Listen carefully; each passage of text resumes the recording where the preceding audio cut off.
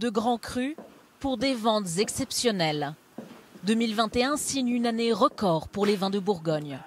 1,3 milliard d'euros de chiffre d'affaires, du jamais vu pour cette région viticole.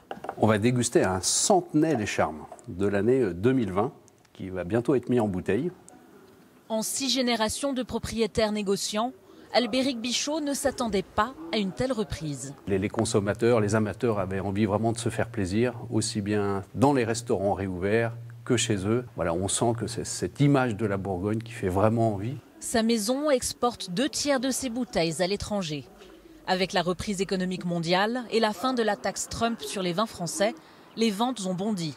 Plus de 30% de chiffre d'affaires supplémentaires l'année dernière.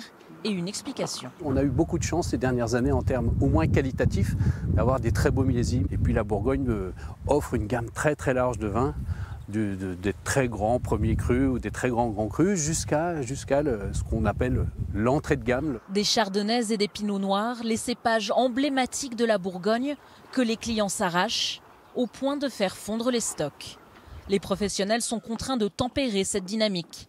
La récolte 2021 a été l'une des pires des 20 dernières années. On a perdu 50% de notre potentiel de récolte, malheureusement, par un épisode de gel. Les consommateurs adorent nos vins, les consomment, et malheureusement, on a rentré une très petite récolte. Donc il va falloir gérer clairement la pénurie dans les 2 prochaines années. Moins de raisins et un coût des transports et des matières premières comme le verre et l'aluminium en hausse.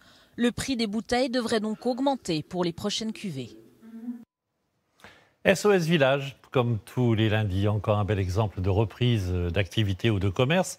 Fin octobre dernier, le nouveau propriétaire d'un commerce, là, c'est un bar tabac dans le Loir-et-Cher, a pu rouvrir après quelques travaux. Et les habitants sont évidemment ravis de retrouver leurs habitudes. À Pont-le-Voix, Cécile Madronet et Héloïse Lévesque.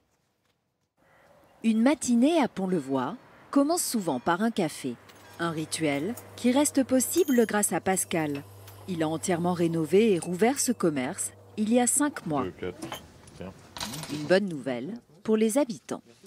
Pour moi, c'est un réel plaisir de discuter déjà. Le matin, avant de décoller, on vient boire notre café, c'est obligatoire. Obligatoire. Pour faire vivre ce bar tabac PMU, Pascal ne compte pas ses heures. 6h30 à 20h et plus si affinité. J'ai toujours ma bonne envie, mon envie de rire, de sourire tout le temps et je crois que ça fait plaisir à tous les clients. Il a choisi cette reconversion après un licenciement.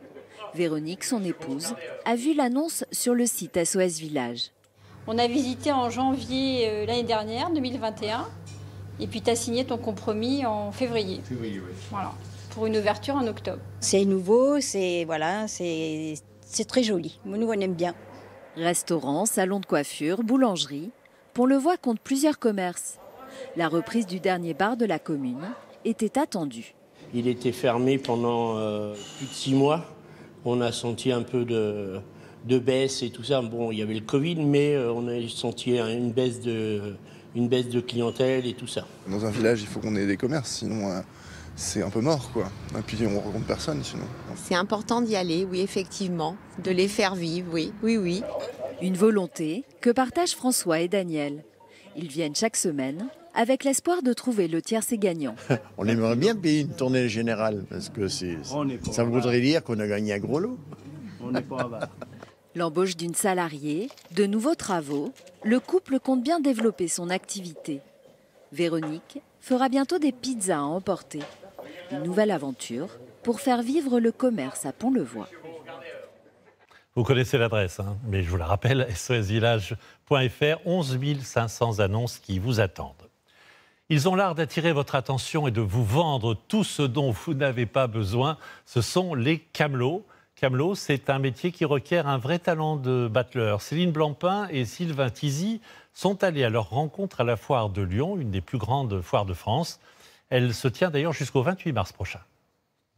Mesdames et messieurs, terminez les canettes de soda dans les mains de vos enfants. Une belle orange, une belle gourde à la plage, au parc, à l'école. J'en passe et j'en passe. Ils entrent en scène comme des comédiens. Et là, regardez, vous avez du daim. Je repasse sur du daim. Je repasse sur du noir, regardez, avec la même brosse. Et vous ferez avec ça les meubles. Les meubles cirés, les meubles laqués, les meubles vernis. Des rois de la vente qui captent l'attention. Et ça va tirer le chaland par tous les moyens. 20 € l'ensemble, la grande, les deux, et la mini avec en plus en cadeau. Il faut toujours essayer de se faire cirer les pompes. Ils sont très convaincants d'ailleurs, hein. La preuve sur mes chaussures. Ah, on peut se faire avoir très facilement, ça c'est sûr. Oui, c'est des bons professionnels. À Lyon, depuis 1916, on vient à la foire comme au spectacle. Vous allez à Marseille ou à Paris, ils ne savent pas cuisiner, hein, je vous dis la vérité. Hein. Regardez-moi ça. Ils font le gratin de fruits noirs, moyen. Et c'est meilleur quand c'est fin. Pour découvrir les meilleurs râpes à légumes, ces accessoires improbables auxquels vous n'auriez jamais pensé. C'est un casse-noix. Je suis séduit parce que c'est vraiment marrant, j'en reviens pas. C'est pour faire cuire les œufs au micro-ondes, à la coque. Le plaisir de se laisser séduire. Avec un tout petit appareil, on fait un véritable miso-vide dans quelques secondes. On l'a acheté, oui, parce que qualité suisse et puis le démonstrateur était très sympathique. De se faire hypnotiser. Vous l'étalez comme une crème délicatement pour dissoudre toutes les impuretés. Pour les camelots comme Roland. Alors c'est un gel à base de fleurs de rose, de fleurs de bleuet, ça sent bon légèrement. Plus qu'un métier, la vente est un art qui ne s'apprend pas à l'école. Je me fais aimer du client et après je reviens au prix, je reviens au produit. Moi j'aime bien faire un petit peu d'humour, faire rire les gens, surtout dans ces périodes un peu moroses. Et ça fait plaisir de les revoir parce qu'ils nous ont manqué quand même pendant cette période. L'édition des retrouvailles avec les camelots. Ils seront présents à la foire de Lyon jusqu'au 28 mars.